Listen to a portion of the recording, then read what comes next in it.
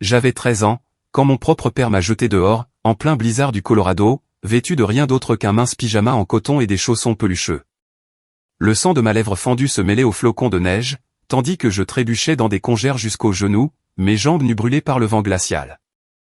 Mes mains devenaient déjà bleues quand je me suis effondré contre la porte d'entrée de ma meilleure amie Sarah, sachant que les mensonges de mon frère Tyler venaient de détruire tout ce que je croyais savoir sur la famille. Les coups de mon poing contre cette porte en bois s'affaiblissaient, à chaque coup désespéré, l'hypothermie me volant mes forces, tandis que je priais pour que quelqu'un réponde, avant que je ne meure de froid dans mon propre quartier. Je m'appelle Megan, et jusqu'à 3 jours avant cette nuit terrible, je pensais vivre dans une famille plutôt normale. Nous avions une belle maison à 2 étages à Boulder, au Colorado, avec une clôture blanche et tout le reste. Mon père, David, travaillait comme directeur de banque au centre-ville, portant toujours des chemises repassées, et parlant de responsabilité et de confiance. Ma mère, Linda, était une infirmière itinérante, qui passait des semaines dans des hôpitaux à travers le Colorado, aidant à former le nouveau personnel et couvrant les gardes d'urgence. Elle gagnait bien sa vie, mais cela signifiait qu'elle était souvent absente.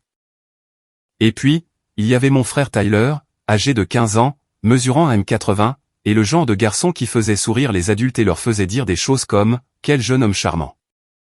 Il jouait dans l'équipe de football du lycée, était au tableau d'honneur chaque semestre, et avait cette manière charmante de parler qui faisait croire aux professeurs et aux parents qu'il était mûr pour son âge. Mais derrière les portes closes, quand aucun adulte ne regardait, Tyler était complètement différent. Il me tourmentait depuis des années, de manière qui ne laissait aucune trace visible. Une guerre psychologique, je suppose qu'on pourrait appeler ça. Il cachait mes devoirs pour que j'aie des ennuis à l'école, puis se montrait inquiet quand mes notes chutaient. Il mangeait mon déjeuner et disait à maman que je le jetais, parce que je développais un trouble alimentaire. Il savait exactement comment me provoquer, puis jouer l'innocent quand j'explosais finalement de frustration. Mais ce qui s'est passé 3 jours avant le blizzard était différent. C'est à ce moment-là que Tyler a décidé de détruire complètement ma vie. Tout a commencé un mardi matin, quand papa a découvert que son portefeuille avait disparu de sa commode. À l'intérieur de ce portefeuille, il y avait $400 en espèces, qu'il avait retirés spécifiquement pour mon prochain voyage de classe de 4e à Washington DC. J'attendais ce voyage avec impatience depuis des mois. Nous allions voir le Smithsonian, visiter le Capitole, et découvrir tous les monuments que je n'avais vus que dans les manuels scolaires. Papa a fouillé toute la maison, devenant de plus en plus frustré à chaque minute. Maman faisait une double garde dans un hôpital de Denver, donc il n'y avait que papa, Tyler et moi à la maison. J'ai aidé à chercher partout le portefeuille, vérifiant sous les coussins du canapé et dans les poches de manteau, même dans le broyeur à déchets. Tyler a aidé aussi, se montrant tout aussi préoccupé que nous. Cet après-midi-là, en rentrant de l'école, Tyler m'attendait dans la cuisine avec une expression étrange sur son visage.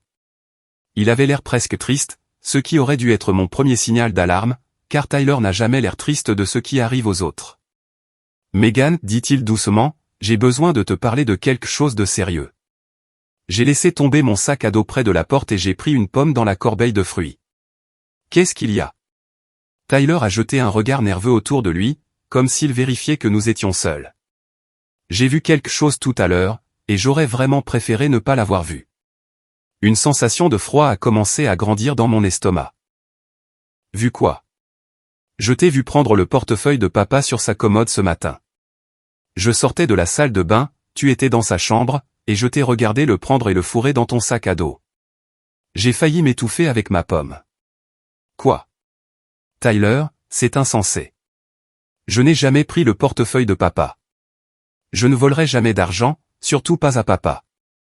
Mais Tyler secoua la tête tristement, comme s'il était déçu de moi. Megan, je t'ai vu.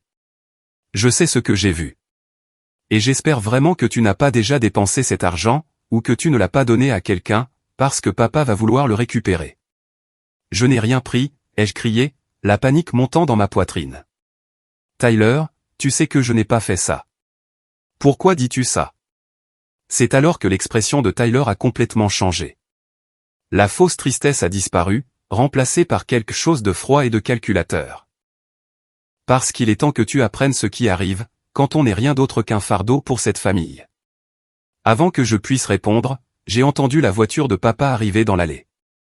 Tyler a immédiatement repris son rôle de grand frère inquiet.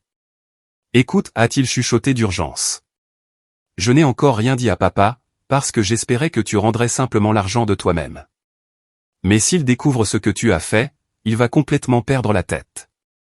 Tu sais à quel point il est stressé par le travail en ce moment. Mes mains tremblaient maintenant. Tyler, s'il te plaît, tu dois me croire. Je n'ai jamais touché au portefeuille de papa. Peut-être que si tu vérifies ton sac à dos très attentivement, tu y trouveras quelque chose, a dit Tyler avec un regard significatif. Parfois, les gens prennent des choses, puis l'oublient quand ils sont stressés. Avec une appréhension grandissante, j'ai couru à l'étage dans ma chambre et j'ai vidé tout mon sac à dos sur mon lit. Des cahiers, des stylos, du chewing-gum, ma calculatrice. Et puis, tout au fond, le portefeuille en cuir marron de papa, vide. Je l'ai regardé en état de choc complet, mon esprit tournant à toute vitesse. Je savais que je ne l'y avais pas mis. Je savais que Tyler avait dû le placer là, d'une manière ou d'une autre. Mais alors que j'entendais les pas de papa monter les escaliers en m'appelant, j'ai réalisé que la vérité n'avait plus d'importance. Tyler m'avait parfaitement piégé. Megan, la voix de papa était déjà tendue. Descends ici tout de suite. J'ai attrapé le portefeuille vide et je suis descendu sur des jambes tremblantes. Papa se tenait dans le salon avec Tyler, qui avait réussi à produire quelques larmes très convaincantes. Papa, dit Tyler d'une voix étranglée, je ne voulais vraiment pas avoir à te dire ça, mais j'ai trouvé quelque chose dans la chambre de Megan. Tyler a mis la main dans sa poche et a sorti les $400 en espèces, légèrement froissés, comme s'ils avaient été cachés quelque part. J'ai trouvé cet argent fourré sous son matelas. Et quand je lui ai posé la question, elle a admis avoir pris ton portefeuille, mais elle m'a fait promettre de ne rien te dire. Ce n'est pas vrai, ai-je crié, tendant le portefeuille vide. Tyler a mis ça dans mon sac à dos. Je n'ai jamais rien pris. Il ment. Mais papa ne me regardait plus. Il fixait l'argent dans la main de Tyler avec une expression que je n'avais jamais vue auparavant. Une rage pure. $400, dit papa doucement. Le montant exact qui était dans mon portefeuille. Papa, s'il te plaît, écoute-moi, ai-je supplié. Tyler me tend un piège. Il a mis le portefeuille dans mon sac, et il a dû cacher l'argent quelque part pour pouvoir le trouver. S'il te plaît, tu dois me croire. Tyler s'essuya les yeux et renifla. Papa, j'ai vraiment essayé de lui donner une chance de te le dire elle-même. Je lui ai dit que voler sa famille était mal, et qu'elle devait rendre l'argent et s'excuser. Mais elle s'est juste mise en colère et m'a dit que je ferais mieux de me taire, sinon elle me le ferait regretter. Tu mens, ai-je crié à nouveau. Mais je pouvais voir sur le visage de papa qu'il avait déjà décidé qu'y croire. La punition a été rapide et brutale. Papa m'a consigné pour une durée indéterminée, a annulé mon voyage scolaire, m'a confisqué mon téléphone, et m'a dit qu'il m'était interdit de quitter la maison, sauf pour aller à l'école. Quand j'ai essayé de protester, quand j'ai essayé d'expliquer que Tyler le manipulait, la voix de papa est devenue glaciale. Je ne veux plus entendre un mot de toi, Megan. Tu as volé ta propre famille. Tu as menti à ce sujet. Et maintenant, tu essaies d'accuser ton frère, qui a été assez honnête pour me dire la vérité, même si ça lui faisait mal de le faire. Cette nuit-là, allongé dans ma chambre, sans téléphone, sans ordinateur, et sans aucun moyen de contacter qui que ce soit, j'ai enfin compris ce que Tyler voulait dire quand il avait dit qu'il était temps que j'apprenne ma place dans la famille. Mais je n'avais aucune idée que ce n'était que le début. C'est alors que j'ai entendu Tyler parler au téléphone dans sa chambre, juste à côté. Sa voix était basse, mais les murs de notre maison étaient fins, et je pouvais distinguer chaque mot qu'il disait à sa petite amie, Britney. Tu aurais dû voir sa tête, disait Tyler en riant. Elle a vraiment cru que papa la croirait, elle, plutôt que moi. Je planifie ça depuis des semaines, attendant l'occasion parfaite. Le meilleur, c'est que ce n'est que la première phase. Quand j'en aurai fini avec elle, papa sera tellement convaincu que c'est une enfant à problème, qu'il l'enverra probablement dans une de ces écoles militaires pour jeunes en difficulté. Et alors, j'aurai enfin la paix et la tranquillité que je mérite. J'ai collé mon oreille contre le mur, mon cœur battant la chamade, tandis que j'écoutais mon frère décrire en détail comment il avait volé le portefeuille de papa, l'avait placé dans mon sac à dos, et avait caché l'argent dans sa propre chambre jusqu'au moment parfait pour le découvrir. Elle a toujours été la petite princesse de papa, a continué Tyler. Mais papa est tellement stressé en ce moment avec les licenciements à la banque, et maman n'est jamais là pour la défendre. C'était le moment parfait pour lui montrer quelle petite menteuse manipulatrice elle est vraiment. Et la beauté de la chose, c'est que plus elle clame son innocence, plus elle a l'air coupable. En écoutant mon frère rire de la destruction de ma relation avec notre père, j'ai réalisé que j'étais complètement seul dans cette maison, avec deux personnes qui me voyaient soit comme une criminelle, soit comme une cible. Et maman ne serait pas de retour avant une autre semaine. Les 2 jours suivants se sont déroulés comme un cauchemar. Papa me parlait à peine, sauf pour me donner des ordres ou me rappeler mes restrictions. Je n'avais pas le droit d'utiliser le téléphone, l'ordinateur, ni même de regarder la télévision. Tyler, pendant ce temps, jouait parfaitement le rôle du grand frère inquiet, demandant à papa s'il pouvait faire quelque chose pour m'aider à me remettre sur le droit chemin. Je m'inquiète juste pour elle, disait Tyler avec une fausse sincérité parfaite. Je n'arrête pas de me dire qu'il y a peut-être quelque chose de plus profond. Peut-être qu'elle traîne avec les mauvaises personnes à l'école. Ou peut-être qu'elle expérimente avec la drogue. Je veux dire, voler de l'argent, c'est assez sérieux. Et si ce n'était pas la première fois? Chaque mot sortant de la bouche de Tyler était conçu pour semer encore plus de graines de doute dans l'esprit de papa, et je pouvais voir que ça fonctionnait. Papa a commencé à me regarder comme si j'étais une étrangère, comme si j'étais une sorte de personne dangereuse qui avait infiltré sa maison. J'ai essayé d'appeler l'hôpital de maman depuis le téléphone fixe de la cuisine quand papa était au travail, mais Tyler était passé par là avant. Il avait réussi à convaincre papa de bloquer tous les appels sortants, sauf les urgences. Quand j'ai décroché le téléphone, je n'ai eu qu'un message enregistré disant que les appels longue distance étaient restreints.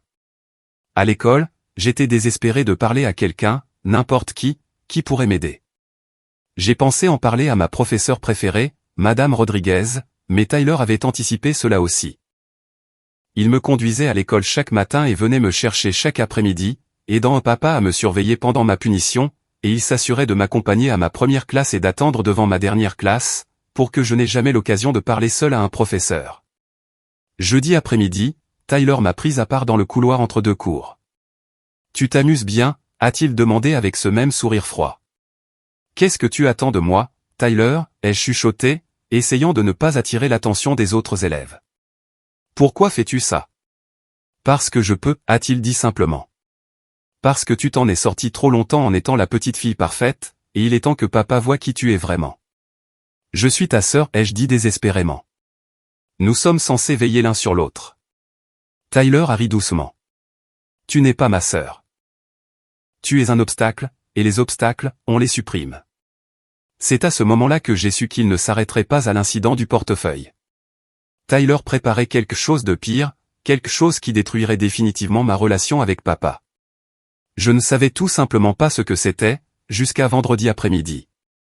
J'étais à mon casier après l'école, prenant mes livres pour les devoirs du week-end que je n'aurais de toute façon pas le droit de faire, puisque papa m'avait retiré tout mon matériel d'études dans le cadre de ma punition. Les couloirs étaient presque vides, car Tyler me faisait toujours attendre que tous les bus soient partis avant de me ramener à la maison. J'étais en train de fourrer mon livre de biologie dans mon sac quand j'ai entendu la voix du directeur Johnson derrière moi. « Megan Thompson, j'ai besoin que vous veniez à mon bureau immédiatement. » Mon estomac s'est noué.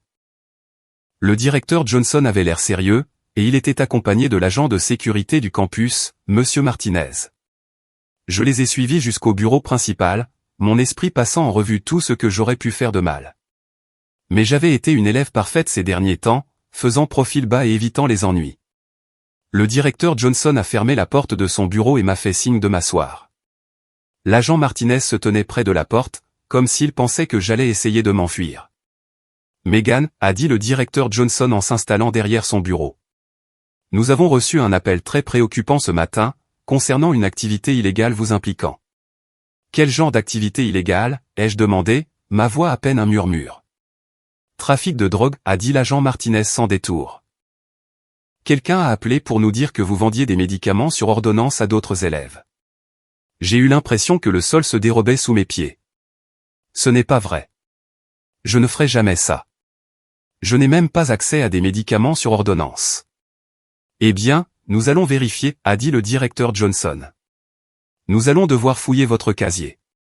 Ils m'ont fait ouvrir mon casier pendant qu'ils regardaient.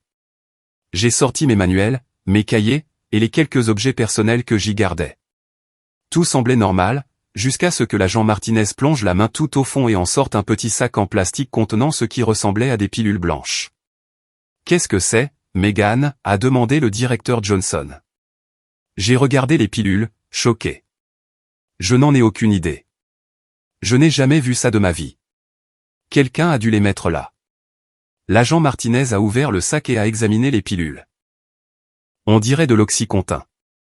C'est du sérieux pour une fille de 13 ans. Ce ne sont pas les miennes, ai-je protesté. Quelqu'un les a mises dans mon casier. Je jure sur ma vie que je n'ai jamais vu ces pilules avant. Mais le directeur Johnson a de nouveau fouillé mon casier et a sorti un morceau de papier plié, qui était caché derrière mon livre de biologie. Il l'a déplié et l'a lu en silence, son expression devenant de plus en plus déçue. « Megan, est-ce votre écriture ?» Il a tourné le papier pour que je puisse le voir. Écrit dans ce qui ressemblait exactement à mon écriture, se trouvait une note qui disait « Oxycontin, $20 la pilule. Soulagement de la douleur garantie. Dites-le à vos amis. » Demandez Megan T. J'ai eu l'impression que j'allais vomir. Ce n'est pas mon écriture. Je veux dire, ça y ressemble, mais je n'ai pas écrit ça. Quelqu'un a copié mon écriture et a mis cette note-là. Qui ferait une chose pareille, a demandé l'agent Martinez. Mon frère, ai-je dit immédiatement. Mon frère Tyler me tend un piège. Il a volé le portefeuille de mon père et l'a mis dans mon sac à dos il y a 2 jours, et maintenant il fait ça. Il veut me causer de graves ennuis. Le directeur Johnson et l'agent Martinez ont échangé un regard qui m'a glacé le sang. Il ne me croyait manifestement pas, Megan, dit doucement le directeur Johnson. Je comprends que vous êtes dans une situation difficile, mais accuser votre frère ne va pas vous aider ici. Ce sont des accusations sérieuses. Nous allons devoir appeler votre père et signaler cela à la police. Ils m'ont fait asseoir dans le bureau pendant qu'ils appelaient papa au travail. J'entendais la conversation du côté du directeur Johnson, expliquant pour la drogue et la note. J'entendais la voix de papa devenir de plus en plus forte et en colère à travers le téléphone, même de l'autre côté de la pièce. Quand Tyler est venu me chercher, il était accompagné de papa, qui avait quitté le travail plus tôt. Le visage de papa était de marbre, et Tyler avait l'air convenablement choqué et inquiet que sa sœur se soit fait prendre avec des drogues illégales. Je n'arrive tout simplement pas à y croire, dit tristement Tyler alors que nous marchions vers la voiture. D'abord le vol, et maintenant ça. Megan, que t'arrive-t-il? Dans la voiture, papa ne m'a pas adressé un seul mot, mais je pouvais voir ses mains serrer le volant si fort que ses jointures étaient blanches. Quand nous sommes rentrés à la maison, il est allé directement dans sa chambre et a claqué la porte. Ce soir-là, Tyler est entré dans ma chambre avec une expression satisfaite sur le visage. « Tu sais ce qu'il y a de mieux dans tout ça ?» a-t-il dit, s'asseyant sur ma chaise de bureau comme s'il était chez lui. « Papa ne pense plus seulement que tu es une voleuse. Maintenant, il pense que tu es une dealeuse, une criminelle qui met d'autres enfants en danger. »« Comment as-tu eu ces pilules ?» ai-je demandé doucement. « Madame Henderson, la voisine, les prend pour son mal de dos » a dit Tyler nonchalamment. Elle a fait une fête le week-end dernier et a laissé son sac à main dans le salon. C'était si facile de prendre quelques pilules, elle ne sait probablement même pas qu'elles ont disparu. Et la note? Je m'entraîne à imiter ton écriture depuis des semaines, a dit fièrement Tyler. J'ai trouvé certains de tes anciens devoirs dans la poubelle de recyclage et j'ai décalqué par-dessus jusqu'à ce que ce soit parfait. Plutôt malin, non? J'ai regardé mon frère avec une incrédulité totale. Tyler, comprends-tu ce que tu as fait? Je pourrais être renvoyé de l'école. Je pourrais être arrêté. Ça pourrait ruiner tout mon avenir. C'est l'idée, a dit joyeusement Tyler. Tu vois, papa parlait à maman de t'envoyer dans un de ces programmes de thérapie en pleine nature pour adolescents à problème. Tu sais, le genre où ils te déposent au milieu de nulle part avec juste un sac à dos, et te font mériter ton retour à la civilisation. Je pense que cette histoire de drogue va le pousser à bout. Il s'est levé et s'est dirigé vers la porte, puis s'est retourné avec ce sourire cruel que je commençais à haïr plus que tout au monde. Ah, et Megan, demain, je vais dire à papa que je t'ai entendu au téléphone avec un type plus âgé, en train de prévoir de le rencontrer pour lui vendre plus de pilules. J'ai enregistré notre conversation de ce soir sur mon téléphone, et je vais la modifier pour faire croire que tu parlais à un dealer. Papa va penser que tu fréquentes des gens dangereux. Tyler, s'il te plaît, ai-je supplié. Je suis ta sœur. Comment peux-tu me faire ça? Mais Tyler s'éloignait déjà, sifflotant doucement, comme s'il n'avait aucun souci au monde. Cette nuit-là, je suis resté allongé dans mon lit, fixant le plafond, sachant que Tyler préparait quelque chose d'encore pire pour demain. Je n'avais aucun moyen de contacter maman, aucun moyen de prouver mon innocence, et un père qui s'était déjà convaincu que j'étais une criminelle menteuse. Les murs se refermaient sur moi, et je ne voyais aucune issue. Mais je n'avais aucune idée que le lendemain apporterait un blizzard qui changerait tout. Le vendredi matin apporta le genre de temps qui pousse les météorologues à émettre de terribles avertissements, et les districts scolaires à annuler les cours. La neige tombait depuis minuit, et à l'aube, il y avait déjà 20 cm au sol, sans aucun signe d'accalmie. La température avait chuté à moins 26 degrés Celsius, et le vent hurlait comme dans un film d'horreur. Papa s'est déclaré malade pour la première fois depuis des années, ce qui signifiait que j'étais coincé à la maison avec lui et Tyler toute la journée. L'ambiance dans notre maison était étouffante. Papa me regardait à peine, et quand il le faisait, son expression était remplie de déception et de quelque chose qui aurait pu être de la peur. Tyler, en revanche, semblait revigoré par la tempête, comme s'il savait qu'elle fournirait le décor parfait pour tout ce qu'il avait prévu. Vers midi, alors que papa était dehors en train de déneiger l'allée pour la 3e fois, Tyler est passé à l'action. J'étais dans le salon en train de lire un livre quand j'ai entendu un grand fracas provenant du bureau de papa. On aurait dit que quelque chose de lourd était tombé et s'était cassé. J'ai couru vers le bruit et j'ai trouvé Tyler debout au milieu du bureau de papa, entouré des restes brisés de la vitrine de souvenirs de baseball de papa. Papa collectionnait des cartes de baseball vintage et des balles dédicacées, et il avait passé des années à construire une magnifique vitrine qui contenait ses objets les plus précieux. Maintenant, cette vitrine était en morceaux sur le sol, et les cartes étaient éparpillées partout. Un morceau de verre avait coupé la main de Tyler, et il saignait sur la rare carte de recrue de Mickey Mantle de papa. « Tyler, que s'est-il passé ?» ai-je haleté. Tyler me regarda avec des yeux fous. « C'est toi qui es arrivé, Megan. Tu m'as attaqué quand j'ai essayé de t'empêcher de fouiller dans la collection de papa. » Quoi? Tyler, je viens d'arriver. J'ai entendu le bruit depuis le salon. Mais Tyler m'attrapait déjà le bras, enfonçant ses ongles dans ma peau assez fort pour laisser des marques. Papa va voir ses égratignures et saura que tu m'as combattu. Et il va voir sa collection détruite et saura que c'est toi qui l'as fait. Tyler, s'il te plaît, ne fais pas ça, ai-je chuchoté, mais il pressait déjà un morceau de verre brisé contre son propre avant-bras, traçant une fine ligne de sang. Arrête. J'ai essayé de lui arracher le verre, mais il m'a repoussé en arrière, et j'ai trébuché contre la bibliothèque, renversant une lampe. C'est à ce moment-là que papa a fait irruption par la porte d'entrée, la neige couvrant son manteau, et la colère irradiant de chaque parcelle de son corps en voyant son bureau en ruine. Qu'est-ce qui s'est passé ici, bon sang? La voix de papa était d'un calme mortel. Tyler a immédiatement fondu en larmes, tenant son bras en sang contre sa poitrine. Papa, je suis tellement désolé. J'ai essayé de l'arrêter, mais elle est devenue folle. Elle fouillait dans tes cartes de baseball, et quand je lui ai dit de les remettre, elle a complètement perdu la tête. J'ai ouvert la bouche pour protester, mais papa a levé la main pour me faire taire. Tyler, es-tu blessé? La voix de papa était douce quand il parlait à mon frère, complètement différente du ton froid qu'il utilisait avec moi. Elle m'a poussé dans la vitrine quand j'ai essayé de lui arracher les cartes, a dit Tyler à travers ses larmes. Et puis elle m'a griffé quand j'ai essayé de l'empêcher de casser d'autres choses. Papa a examiné le bras de Tyler, qui était couvert d'égratignures et de coupures convaincantes. Puis il a regardé les souvenirs détruits, y compris sa carte de Mickey Mantle qui était maintenant tachée du sang de Tyler. Cette carte valait $3000, a dit papa doucement. Papa, je te jure que je n'ai pas fait ça, ai-je dit désespérément. Tyler s'est fait ça tout seul. Il me tend des pièges depuis toute la semaine, et maintenant il essaie de me faire accuser d'avoir détruit ta collection. Mais papa n'écoutait plus.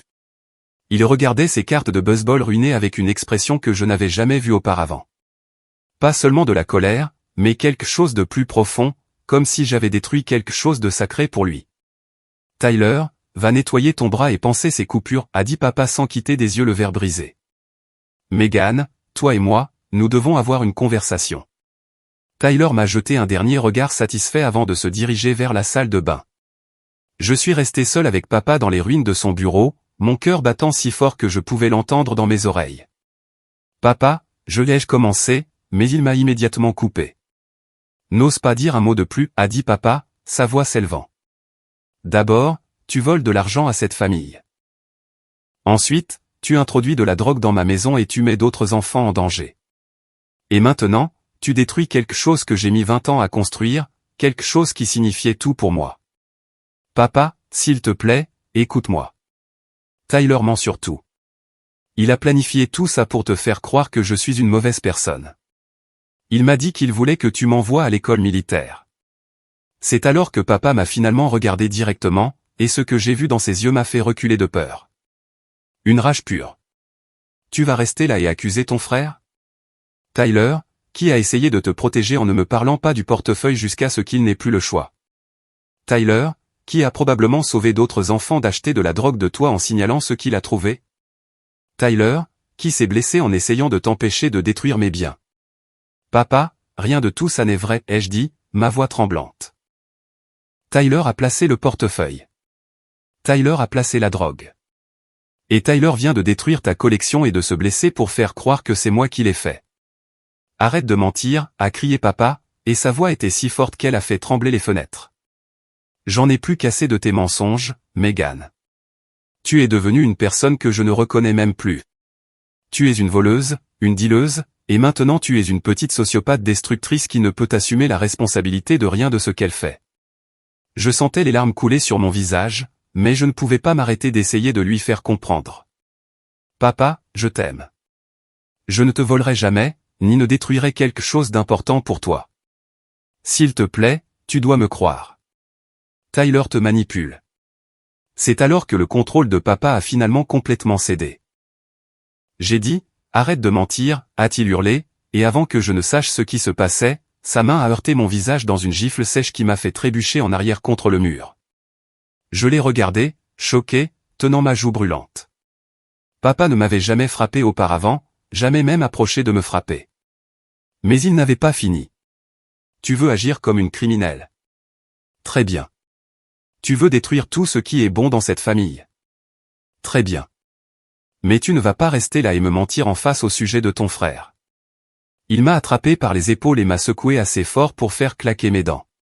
Tyler est la seule personne décente qui reste dans cette maison. Il est honnête. Il est responsable. Et il a essayé de t'aider, même si tu ne le mérites pas. Papa, s'il te plaît, ai-je sangloté, mais il m'a secoué à nouveau. Tu vas t'excuser auprès de ton frère. Tu vas nettoyer ce gâchis. Et ensuite, tu vas t'asseoir dans ta chambre et réfléchir au genre de personne que tu veux être quand tu seras grande, parce que pour l'instant, tu es en bonne voie pour finir en prison. J'ai essayé de me dégager de lui, mais sa prise sur mes épaules était trop forte. Papa, tu me fais mal.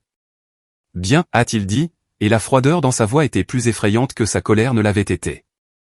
Peut-être que la douleur est ce qu'il faut pour te faire comprendre.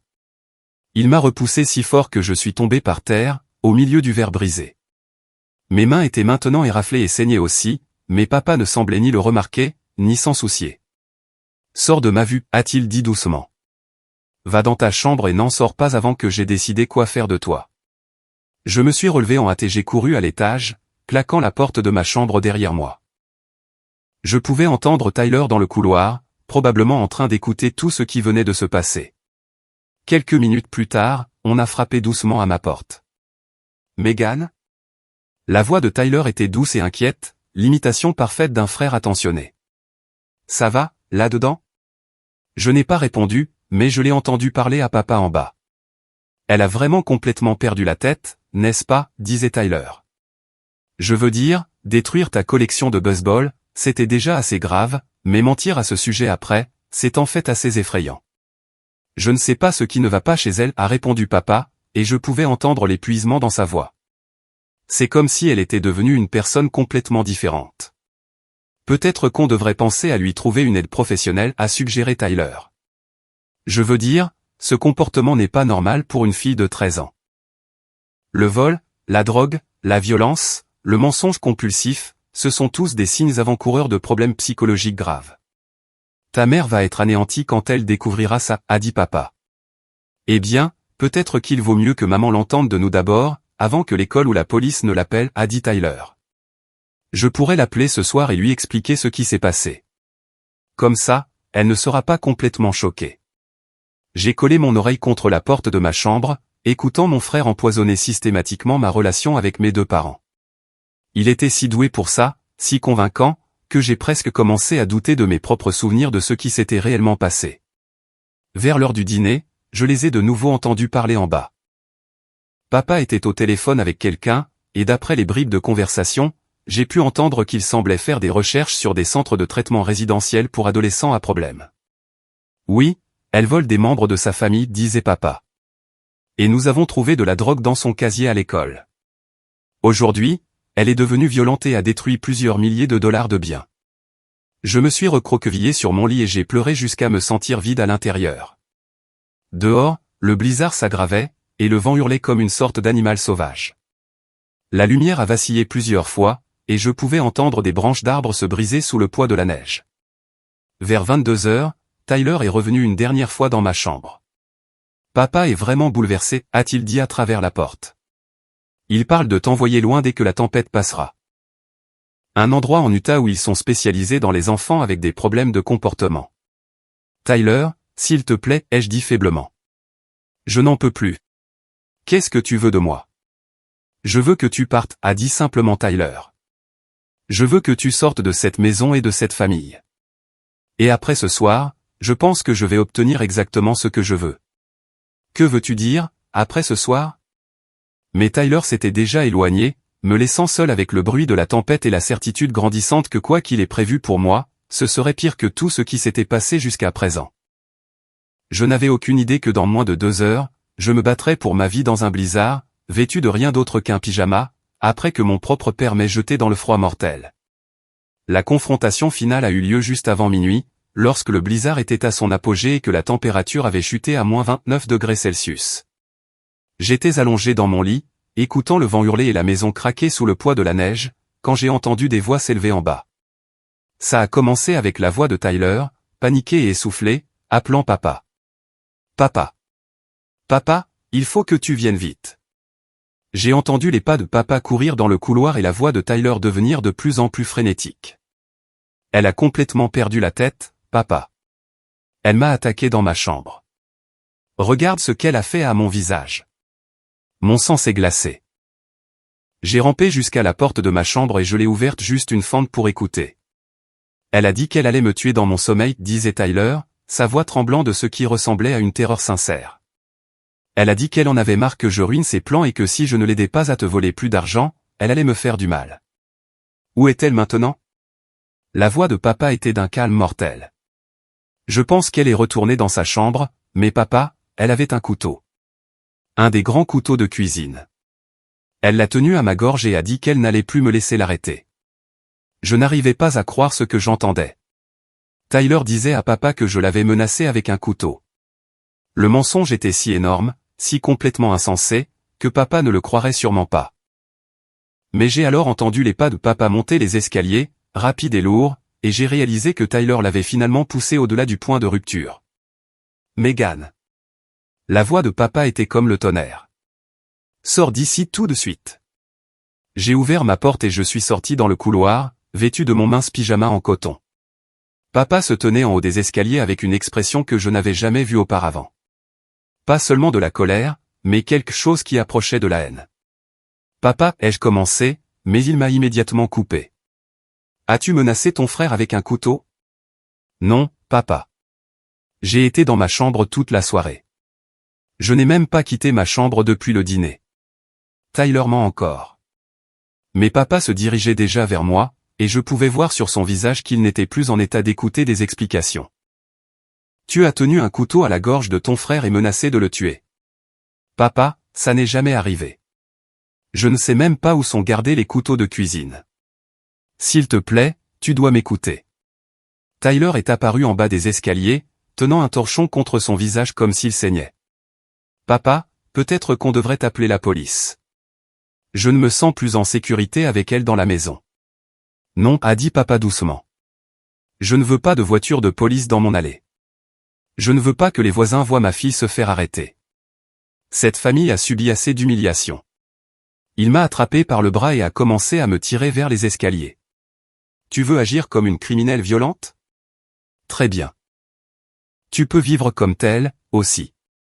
Papa, où m'emmènes-tu, ai-je demandé, mais je commençais déjà à comprendre, et la prise de conscience m'a fait paniquer. Tu ne restes pas dans cette maison une minute de plus, a dit papa en me traînant en bas des escaliers. Tu ne vas pas menacer ton frère. Tu ne vas plus détruire mes biens. Et tu ne vas pas transformer cette famille en zone de guerre. Papa, s'il te plaît. C'est un blizzard dehors. La température est en dessous de 0. Tu aurais dû y penser avant de décider de devenir une menace pour tout le monde autour de toi. Nous avons atteint la porte d'entrée, et papa a commencé à déverrouiller le pen dormant. Dehors, le vent hurlait et la neige s'accumulait contre les fenêtres. Papa, tu ne peux pas me jeter dehors par ce temps. Je pourrais mourir là dehors. Peut-être qu'un peu de temps dans le monde réel t'apprendra à apprécier ce que tu avais dans cette maison, a dit papa en ouvrant la porte. Le souffle d'air froid qui m'a frappé était comme un coup physique. La neige a immédiatement commencé à tourbillonner dans la maison, et je pouvais voir que les congères dans notre jardin m'arrivaient déjà à la taille. Papa, s'il te plaît, ne fais pas ça, ai-je supplié en m'agrippant au cadre de la porte. Je suis désolé pour tout. Je m'excuserai auprès de Tyler. Je nettoierai le bureau. Je ferai tout ce que tu veux. Mais s'il te plaît, ne me fais pas sortir. Mais papa a détaché mes doigts du cadre de la porte et m'a poussé dans la neige.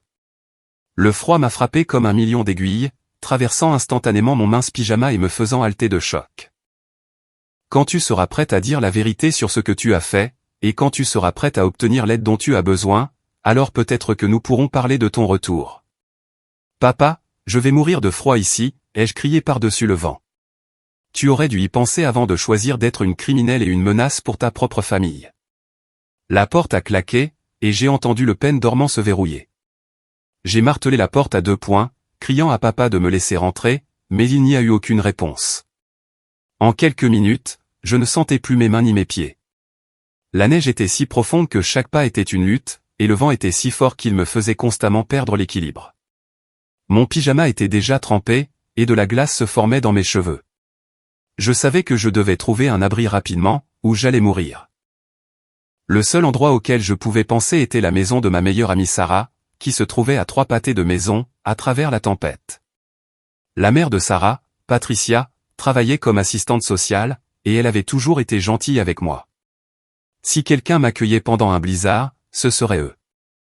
La marche jusqu'à la maison de Sarah a été les 3 pâtés de maison les plus longs de ma vie.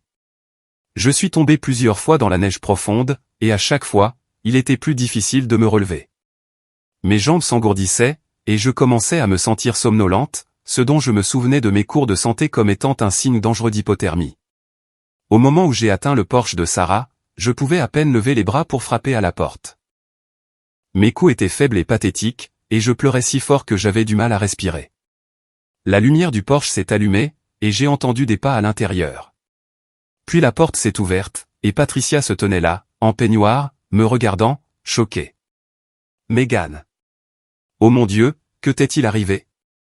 Mon père m'a mise dehors, ai-je réussi à dire entre des dents qui claquaient. S'il vous plaît, aidez-moi. Patricia m'a immédiatement tiré à l'intérieur et a commencé à m'envelopper dans des couvertures du placard du couloir. Sarah, descends tout de suite et apporte-moi toutes les couvertures supplémentaires du placard à linge. Sarah est apparue en haut des escaliers en pyjama, m'a jeté un regard, et a couru chercher les couvertures. En quelques minutes, elle m'avait enroulé sur le canapé, près de la cheminée, avec du thé chaud dans les mains. Megan, j'ai besoin que tu me dises exactement ce qui s'est passé, a dit Patricia en examinant mes mains et mes pieds à la recherche de signes d'engelure. Entre des dents qui claquaient et des sanglots épuisés, je lui ai tout raconté, l'incident du portefeuille, la drogue placée, la collection de baseball détruite, et enfin, le mensonge de Tyler sur la menace au couteau qui avait poussé papa à bout. Patricia a tout écouté sans m'interrompre, mais je pouvais voir son expression devenir de plus en plus sérieuse au fur et à mesure de mon histoire. Megan, a-t-elle dit quand j'ai eu fini, je veux que tu saches que ce que ton père a fait ce soir, c'est de la mise en danger d'enfant. Jeter une fille de 13 ans dehors dans un blizzard aurait pu te tuer. Mais il était tellement en colère, et Tyler a fait croire que j'étais dangereuse. Chérie, il n'y a aucune excuse pour ce qui t'est arrivé ce soir. Aucune. Et je veux que tu saches que tu n'es pas la première personne à me parler de choses préoccupantes qui se passent dans ta famille. Je l'ai regardée, confuse. Que voulez-vous dire? Patricia a jeté un coup d'œil à Sarah, qui était assise par terre à côté du canapé, me tenant la main. « Megan, je suis une déclarante obligatoire, ce qui signifie qu'en tant qu'assistante sociale, je suis tenue par la loi de signaler les soupçons de maltraitance d'enfants. Je documente certaines choses sur ta situation depuis un certain temps. » Quel genre de choses? J'ai remarqué des bleus sur toi qui ne correspondaient pas à tes explications. J'ai vu comment tu sursautes quand les gens élèvent la voix. J'ai vu tes notes chuter et ton comportement changer au cours des derniers mois. Et j'ai entendu des choses troublantes que Tyler a dites quand il pensait que les adultes n'écoutaient pas. Sarah m'a serré la main. Maman, parle-lui de la conversation en covoiturage. Patricia a hoché la tête. Il y a 2 semaines, je ramenais Tyler et d'autres enfants de l'entraînement de football. Tyler se vantait auprès de ses coéquipiers de la facilité avec laquelle il manipulait les adultes, et de la façon dont il avait convaincu ton père que tu étais une enfant à problème qui devait être gérée. Il a spécifiquement mentionné le fait de placer des preuves et de mentir sur des incidents pour te faire passer pour la mauvaise. Je l'ai regardé, stupéfaite. Vous l'avez entendu l'admettre? J'en ai assez entendu pour savoir que ce qui t'arrivait n'était pas de ta faute, a dit Patricia. Mais j'avais besoin de preuves plus concrètes avant de pouvoir prendre des mesures officielles. Malheureusement, ce qui s'est passé ce soir fournit ses preuves. Elle a sorti son téléphone et a commencé à prendre des photos de mes blessures, de mes vêtements trempés, et de mon état général. Patricia, ai-je dit doucement, ma mère ne sait rien de tout ça. Elle travaille dans un hôpital à Denver, et elle ne sera pas de retour avant la semaine prochaine. En fait, Megan, je pense que ta mère en sait plus que tu ne le crois. Je l'ai regardée, confuse. Que voulez-vous dire? Ta mère et moi sommes en contact depuis 1 mois. Elle est très préoccupée par certains changements qu'elle a remarqués dans le comportement de ton père, et par certaines choses que Tyler lui a dites au téléphone. Elle documente aussi des incidents de son côté. Maman sait que Tyler ment à mon sujet? Ta mère le soupçonne, mais elle a peur d'affronter directement ton père, car elle s'inquiète de sa réaction. Elle rassemble des preuves et consulte un avocat spécialisé en droit de la famille sur la manière de te protéger. Sarah a regardé sa mère avec de grands yeux. Maman, tu ne m'as rien dit de tout ça. Je ne pouvais pas, ma chérie. Mais maintenant que Megan est ici et en sécurité, je peux vous dire à toutes les deux que ta mère prévoyait d'agir depuis des semaines. Elle ne savait juste pas que ça deviendrait si urgent. Patricia s'est levée et s'est dirigée vers le téléphone de la cuisine. J'appelle ta mère tout de suite, malgré la tempête. Elle doit savoir ce qui s'est passé ce soir. Assise, enveloppée dans des couvertures près du feu, écoutant Patricia passer l'appel qui ramènerait ma mère à la maison, j'ai réalisé que je n'étais pas aussi seul que je l'avais pensé. Pendant que Tyler détruisait systématiquement ma relation avec papa, d'autres personnes observaient, documentaient, et se préparaient à m'aider. Mais je n'avais encore aucune idée à quel point ma mère s'était préparée, ni à quel point elle était sur le point de renverser la situation, tant pour Tyler que pour mon père.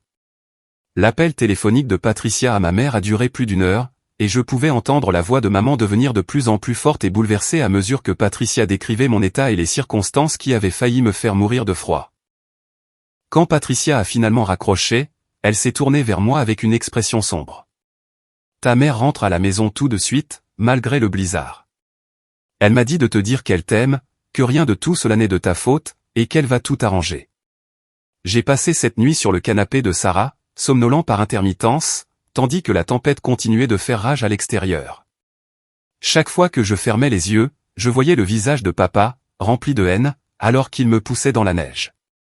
Je n'arrêtais pas de me demander si je pourrais un jour rentrer à la maison, ou si la maison serait un jour de nouveau un endroit sûr. Le samedi matin a apporté un ciel dégagé, mais des températures glaciales.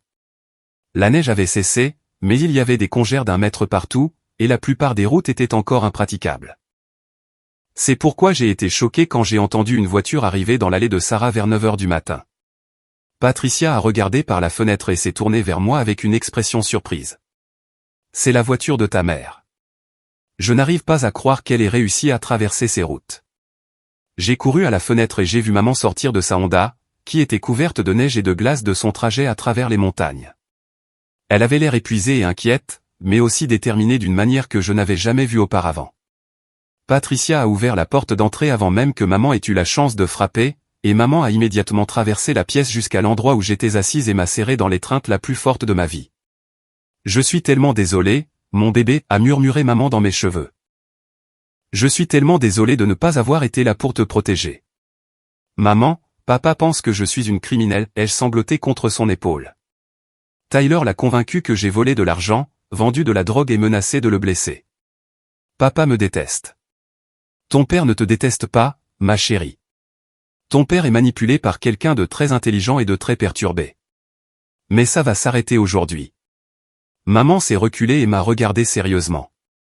Megan, j'ai besoin que tu comprennes quelque chose d'important. Ce qui t'est arrivé cette semaine n'est pas arrivé parce que tu as fait quelque chose de mal. C'est arrivé parce que Tyler mène une campagne systématique d'abus psychologiques. Et ton père est trop stressé et dépassé pour voir ce qui se passe réellement. Mais papa croit tout ce que dit Tyler. Il pense que Tyler est parfait. Tyler a joué un jeu très sophistiqué, a dit maman. Mais il a commis une erreur cruciale. Il a supposé que personne d'autre ne prêtait attention à ce qu'il faisait. Maman a sorti de son sac à main un épais dossier rempli de papiers. Patricia, merci d'avoir documenté tout ce que tu as observé, mais je veux te montrer ce que j'ai rassemblé. Elle a étalé les papiers sur la table basse de Sarah, et je n'en croyais pas mes yeux. Il y avait des copies imprimées de messages textes, des photographies, des notes manuscrites, et ce qui ressemblait à des documents officiels. Maman, qu'est-ce que c'est que tout ça? Des preuves, a dit simplement maman.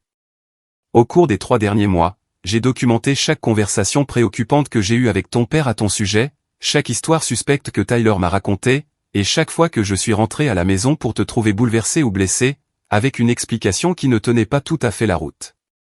Elle a pris l'un des messages textes imprimés. Ceci est une conversation que Tyler a eue avec sa petite amie, où il se vantait de t'avoir mise dans le pétrin pour vol. Il l'a envoyé il y a 3 semaines, bien avant l'incident du portefeuille. Maman m'a montré un autre document. Ceci est un rapport du conseiller d'orientation de ton école, documentant que tes notes et ton comportement ont changé de façon spectaculaire à partir d'octobre, juste au moment où Tyler a commencé sa campagne contre toi. Comment as-tu eu tout ça? Je travaille avec un avocat spécialisé en droit de la famille et un détective privé depuis 6 semaines, a dit maman. Je savais que quelque chose n'allait pas, mais j'avais besoin de preuves avant de pouvoir agir. Je devais aussi m'assurer de pouvoir te protéger légalement. Patricia examinait les documents avec un intérêt professionnel. Linda, c'est incroyablement complet. Tu as suffisamment de preuves ici pour prouver un abus émotionnel systématique et une aliénation parentale. Mais j'ai aussi autre chose, a dit maman en sortant son téléphone. J'ai secrètement enregistré des conversations avec ton père quand il appelle pour se plaindre de ton comportement. Et la nuit dernière, après que Patricia m'a appelé, j'ai décidé qu'il était temps d'arrêter de rassembler des preuves et de commencer à agir. Maman a joué un enregistrement audio sur son téléphone. C'était sa voix et la voix de papa, ayant ce qui semblait être une conversation normale. David, je rentre plus tôt à cause de la tempête. Bien, parce qu'il faut qu'on parle de Megan. Elle est complètement hors de contrôle. Ce soir, elle a menacé Tyler avec un couteau. Elle a fait quoi? David, ça ne ressemble pas du tout à Megan. C'est exactement Megan. Tu refuses juste de voir ce qu'elle est vraiment devenue, parce que tu n'es jamais là pour assister à son comportement.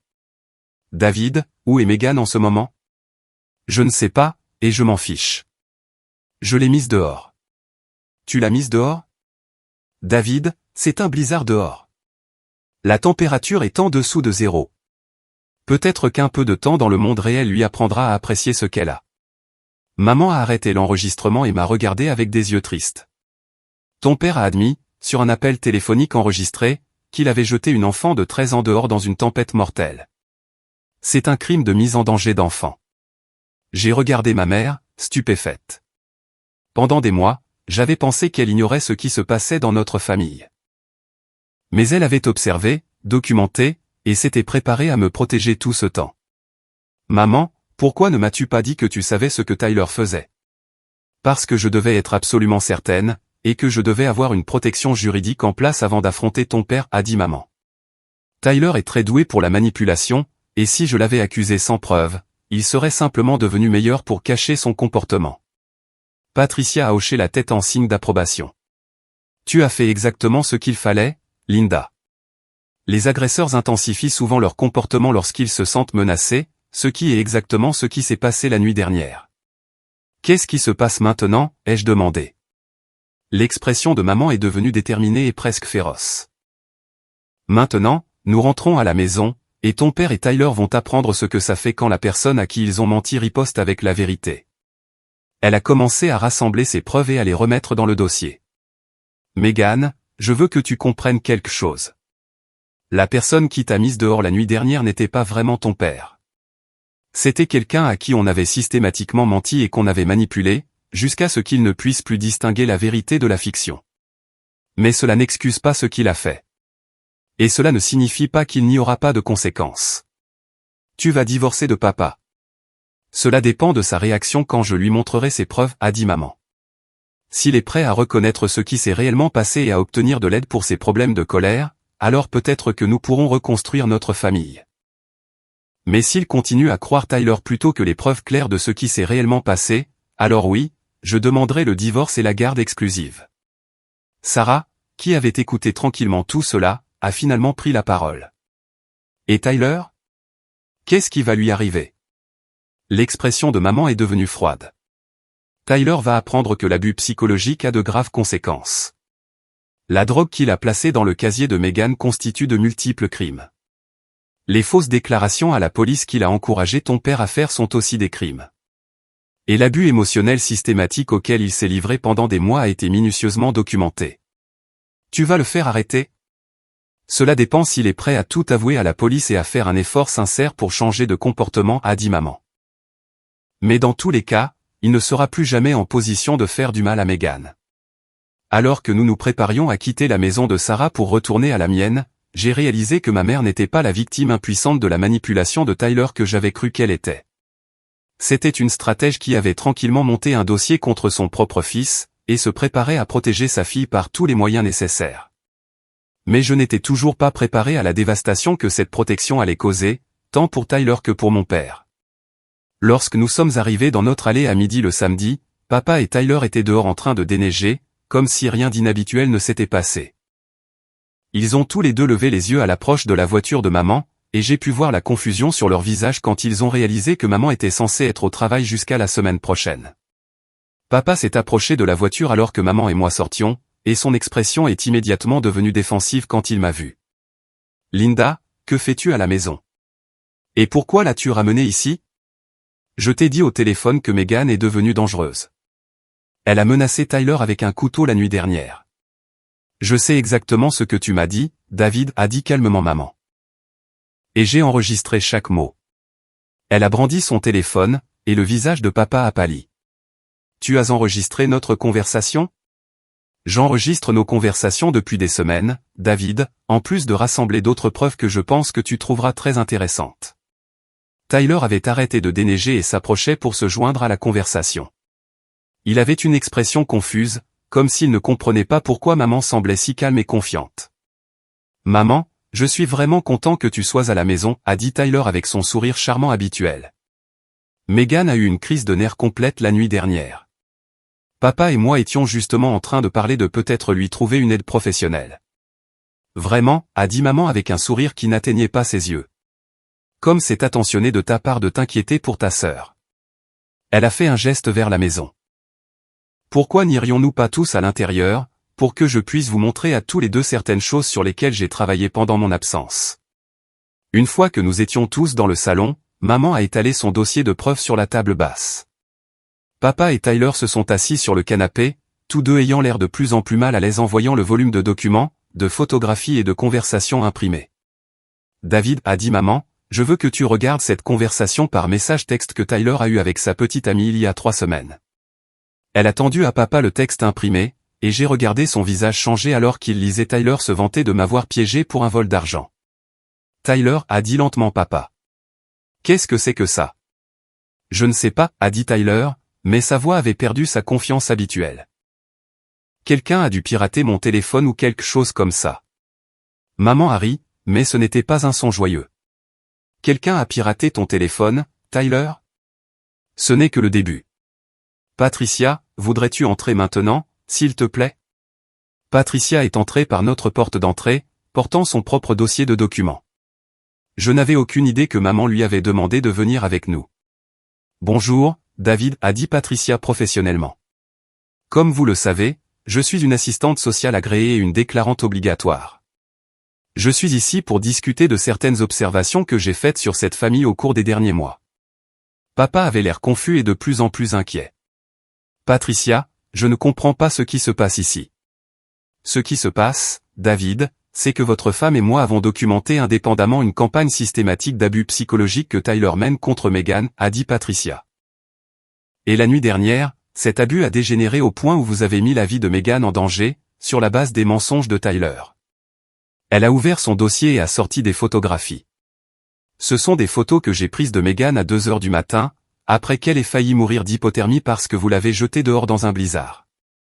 Papa a regardé les photos de moi, enveloppée dans des couvertures, grelottante et blessée, et j'ai vu quelque chose changer dans son expression. David, a dit doucement maman, j'ai besoin que tu regardes vraiment ces photos et que tu te demandes si c'est ce qui arrive aux enfants criminels, ou si c'est ce qui arrive aux victimes d'abus. Maman a sorti un autre document. Ceci est une chronologie que j'ai créée, montrant chaque incident que Tyler t'a rapporté au sujet de Meghan, recoupé avec les messages textes et les publications sur les réseaux sociaux de Tyler. Tu remarqueras que Tyler planifiait ces incidents des semaines à l'avance. Tyler commençait à paniquer maintenant. Maman, c'est de la folie. Tu ne peux pas sérieusement croire que je ferais du mal à Meghan exprès. C'est ma sœur. Vraiment, a demandé maman doucement, parce que cette conversation téléphonique enregistrée suggère le contraire. Elle a joué un enregistrement de Tyler parlant à sa petite amie. Ce n'est pas ma sœur. C'est un obstacle. Et les obstacles, on les supprime. La pièce est devenue complètement silencieuse. Papa regardait Tyler comme s'il le voyait pour la première fois, et le visage de Tyler était devenu complètement blanc. Tyler, a dit lentement papa. As-tu mis mon portefeuille dans le sac à dos de Meghan? Papa, je peux expliquer. As-tu mis de la drogue dans son casier à l'école? La bouche de Tyler s'est ouverte et fermée, mais aucun mot n'est sorti. As-tu détruit ma collection de baseball, puis l'as-tu accusé? Papa, tu dois comprendre. J'essayais d'aider la famille. Aider la famille. La voix de papa montait maintenant. Tu as détruit $3000 de mes biens et tu m'as laissé accuser une enfant innocente pour ça. Patricia s'est avancée. David, il y a autre chose que vous devez savoir. J'ai parlé avec la police, et le comportement de Tyler constitue plusieurs crimes graves, fausse déclaration à la police, possession de drogue avec intention de distribution, destruction de biens, et complot en vue de commettre une fraude. Tyler pourrait être accusé comme un adulte pour certaines de ces infractions, a ajouté maman. Mais Patricia et moi voulions vous donner une chance de gérer cela en famille d'abord. Papa s'est levé et s'est approché de l'endroit où Tyler était assis. Tyler, j'ai besoin que tu me dises la vérité tout de suite. M'as-tu systématiquement menti au sujet de ta sœur pour me faire croire qu'elle était une criminelle? Tyler a finalement complètement craqué. Oui, a-t-il sangloté. Mais papa, je l'ai fait seulement parce qu'elle recevait toute l'attention, et j'avais l'impression que tu l'aimais plus que moi. Et je voulais que tu vois que j'étais le bon garçon. Alors tu as décidé de détruire la relation de ta sœur avec son père en me faisant croire qu'elle était une dealeuse et une voleuse. Je ne pensais pas que ça irait aussi loin, a pleuré Tyler. Je voulais juste qu'elle ait des ennuis, pas qu'elle meure presque. Papa s'est détourné de Tyler et m'a regardé avec une expression d'horreur et de regret complet. Meghan, qu'est-ce que je t'ai fait? Je ne savais pas quoi dire. Une partie de moi voulait courir vers lui et lui pardonner immédiatement, mais une autre partie était encore terrifiée par l'homme qui m'avait jeté dehors dans un blizzard. David, a dit fermement maman, Meghan va avoir besoin de temps pour digérer tout ce qui lui est arrivé. Pour l'instant, elle a besoin de savoir qu'elle est en sécurité, et que les personnes qui lui ont fait du mal vont faire face aux conséquences de leurs actes. Elle s'est tournée vers Tyler. Tyler, tu as 2 choix. Tu peux tout avouer à la police et accepter une thérapie intensive et des travaux d'intérêt général, ou tu peux être arrêté et accusé comme un adulte pour de multiples crimes. Qu'est-ce que ce sera? Tyler pleurait si fort qu'il pouvait à peine parler. J'avouerai. Je ferai tout ce que vous voudrez. S'il vous plaît, ne les laissez pas m'arrêter. Et David, a continué maman, tu vas devoir décider si tu peux vivre avec le fait que tu as physiquement maltraité un enfant sur la base de mensonges, ou si tu penses que notre mariage peut survivre à ce que tu as fait à notre fille. Papa s'est assis lourdement dans son fauteuil et a mis sa tête dans ses mains. Linda, Je ne sais pas comment je peux me remettre de ça. J'ai détruit ma relation avec Megan.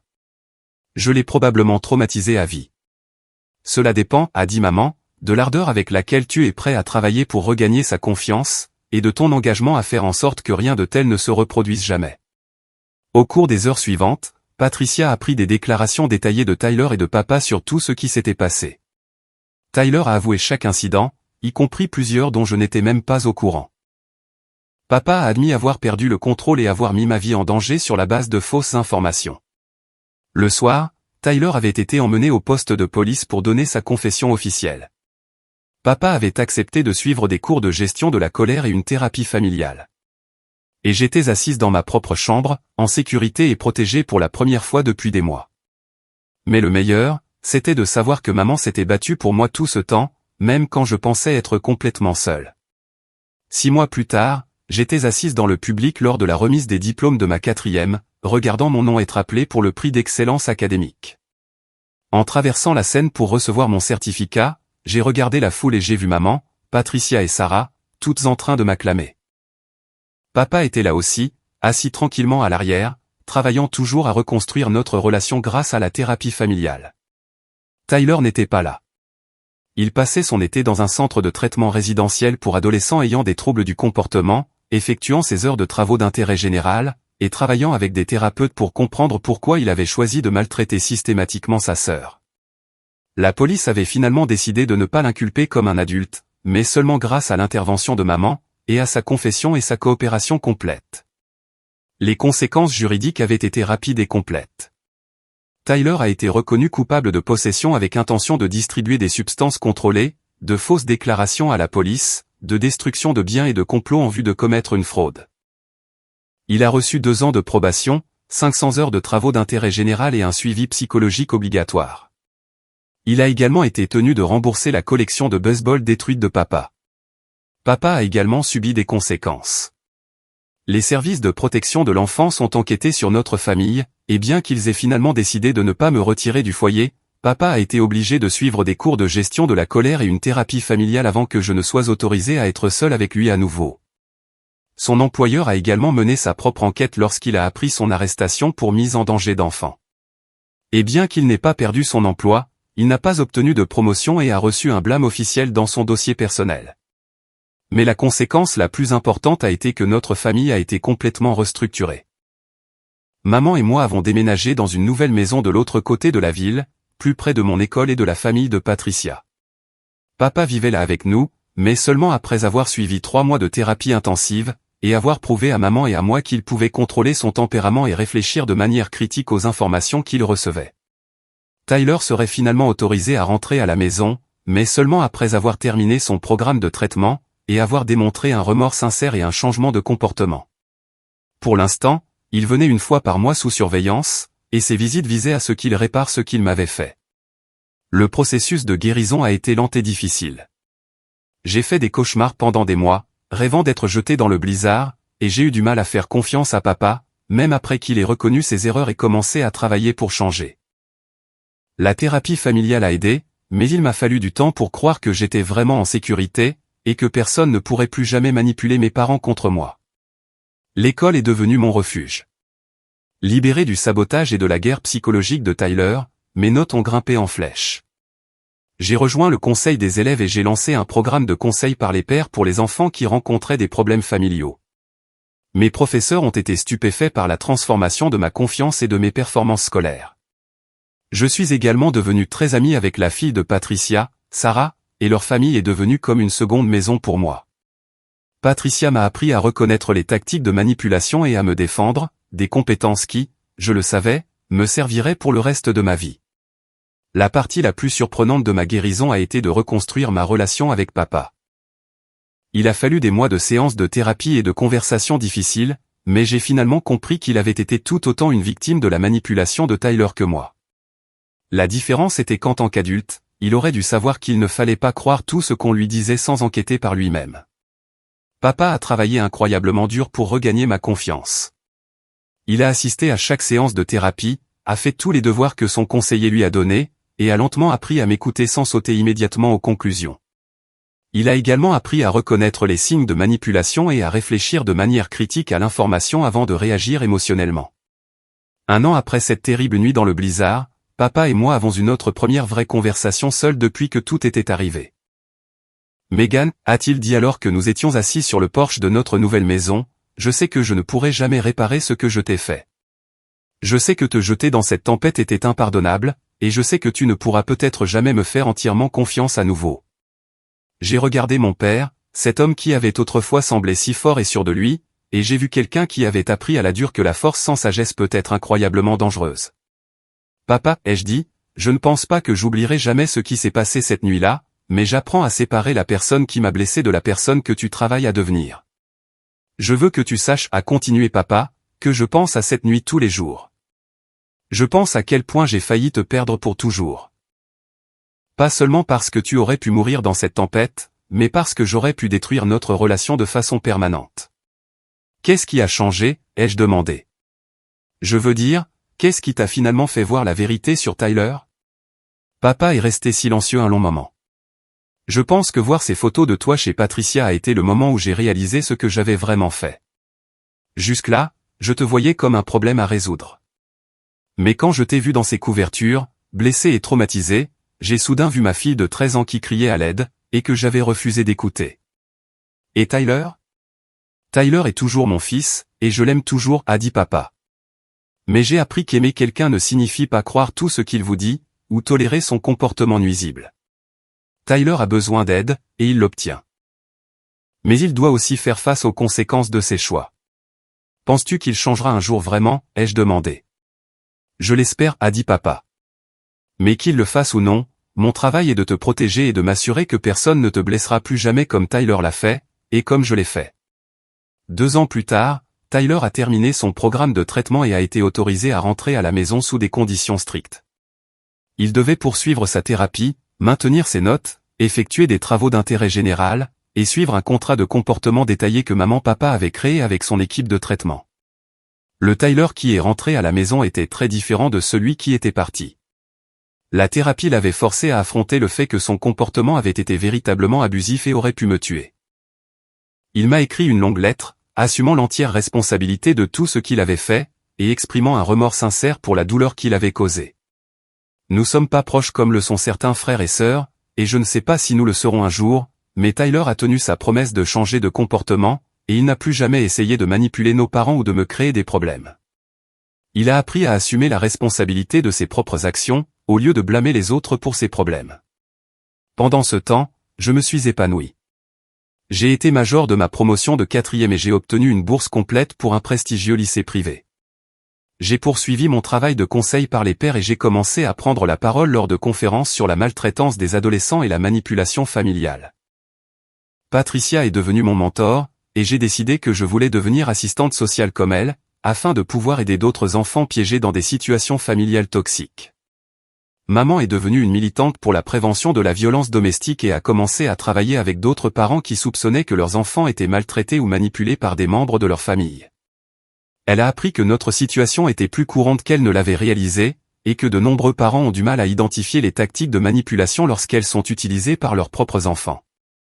L'expérience m'a appris plusieurs leçons de vie importantes que je porte avec moi chaque jour. Premièrement, j'ai appris que la vérité finit toujours par éclater, mais qu'il faut de la patience et de la documentation pour prouver l'abus lorsque l'agresseur est doué pour la manipulation. La tenue de registres minutieux par maman et les observations professionnelles de Patricia ont été cruciales pour exposer les mensonges de Tyler et me protéger de tout autre préjudice.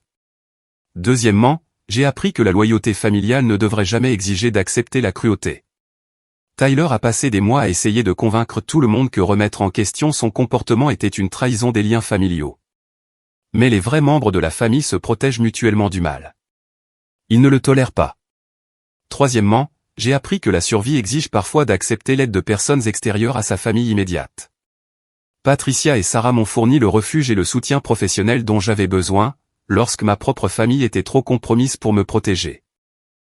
Apprendre à faire confiance à des adultes bienveillants et à construire un réseau de soutien m'a probablement sauvé la vie. Plus important encore, j'ai appris que la justice ne ressemble pas toujours à une punition.